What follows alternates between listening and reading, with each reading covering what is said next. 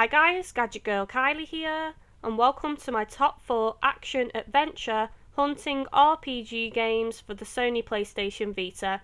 To clarify what I mean by this, games like Monster Hunter. The list includes Japanese games that I have imported. This video has been uploaded in early January 2014, so depending on when you're watching this, some games may not have been included.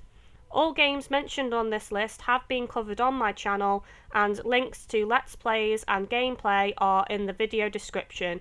Let's begin. 4th place goes to God Eater 2. God Eater 2 has increased visuals from the first game and looks stunning on the Sony Playstation Vita. Characters are interesting and quirky with unique designs. Players also see some returning characters from God's Eater Burst. The game takes place 3 years after God's Eater Burst. A new pandemic caused by red rain has struck the Far East Branch. As a member of Special Forces Blood, an affiliate of Fenrir, players are sent to investigate. Like God's Eater Burst, the gameplay is still very similar, although there are some new features and additions. There are 3 new weapon types: shotgun, boost hammer and charge spear, as well as new mechanics such as blood bullets and blood arts. You have skills, of course, from buying new equipment, which consists of blade, gun, shield, control unit and upgrades. Weapons can be switched between melee, ranged and shields within missions, which gives fast, fluid gameplay. It's one of the main features I like about the God Eater games because it feels very versatile and unique. I have to say that being able to jump is also handy because most games in this genre seem to take away that ability. But I have lost count how many times jumping has helped me out in a mission. That being said, switching to your shield is fast and painless, where other games in this genre can feel delayed. I am particularly fond of the blood arts, especially the one I am currently using on my character. It makes like a shockwave come off my blade so I can attack with my sword from a distance. I am still fond of using the long blade, finding the infinite combo comes in pretty handy. There are a few reasons this game comes in at 4th place. It does not currently support online play over Wi-Fi and it is local play only. Although, that being said, an update is due out this year to correct this, which is awesome news. I also cannot ignore the jagged edges on some of the environments. It is noticeable and deserves to be mentioned, but other than that, the game looks great on the Sony PlayStation Vita and the monster designs are interesting. The language barrier also can be an issue, however the game has no UK or US release date, so it still is worth picking up. 3rd place goes to Ragnarok Odyssey. I do own Ragnarok Odyssey ACE, which is the updated version, however I have yet to play the game with its new features, so this is why the original is on my list. Ragnarok Odyssey is another great hunting game set in a world of Norse mythology. A battle is being waged between humans and giants after the fall of the gods had previously separated the races. There are 6 classes you may pick from: the Sword Warrior, Hammersmith, Mage, Assassin, Hunter and Cleric, with their own individual advantages and weaknesses. So it's up to the player to work out what suits your playstyle best. My personal favourites are the Assassin and Hunter class because I have always been fond of fast-paced weapons. Ragnarok Odyssey uses a card system. Cards can be equipped to the character's clothing to provide stat boosts and abilities. Upgrading clothing will give a player an increased card capacity so that the player can then equip stronger cards which cost more space. Cards can be found in shops or dropped by defeated enemies and also obtained via Nier. This is the last game on this video that allows the player to jump in battle. Having this ability is vital in Ragnarok Odyssey because some bosses are very large while others can fly. So again, having this ability to jump is welcome in a game like this. I enjoyed Ragnarok Odyssey, but I felt like there was something missing when playing this game. To me, it just wasn't as fun as the other games I have put in 1st and 2nd place on this list. I love the unique monster designs and colourful detailed environments and also the character classes. This game is so much fun when playing online with friends, however I would avoid playing with overpowered people because you will miss out on the full experience and boss battles will be over far too quickly. It has to be said that this is one of the better looking hunting RPG games on the Vita, with sharp graphics, bright colours and attention to detail. I'm looking forward to playing through Ragnarok Odyssey ACE to see if that something missing has now finally been found. Coming in at second place is Toukiden. I own a Japanese copy of the game and it is brilliant. I am actually also picking up an English copy in February. Toukiden allows the player to go on quests with fellow NPCs, online over Wi-Fi or using local ad hoc. The player can customize your character to choose weapons, armor and skills. The weapon choices in this game are longsword, twin blades, gauntlets, kusarigami and bow. Abilities are obtained from creating armor and also the use of souls or mitama, which can be collected during the progress of the game. These souls can level up by gaining experience from battles or by paying a certain sum of haku.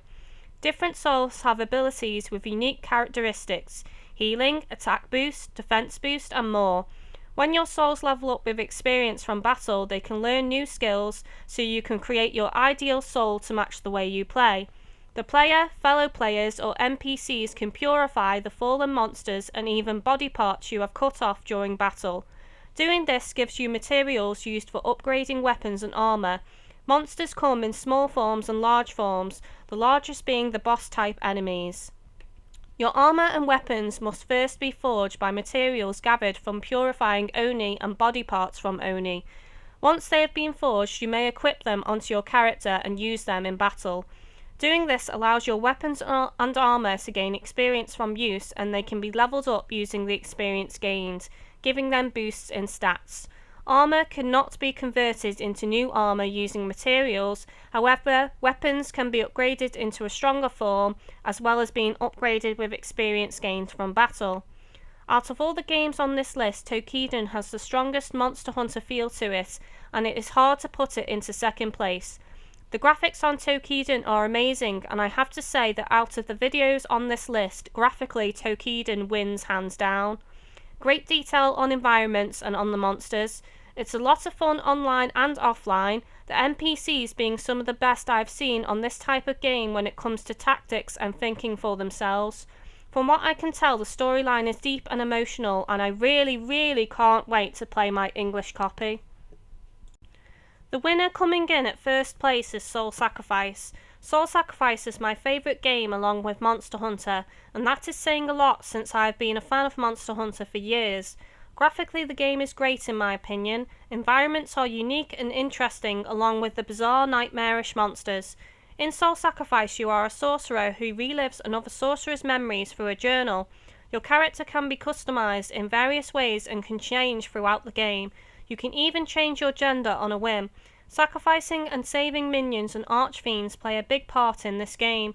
Choosing one of these options will level up your character. Sacrificing levels up Chaos while saving levels up Divine.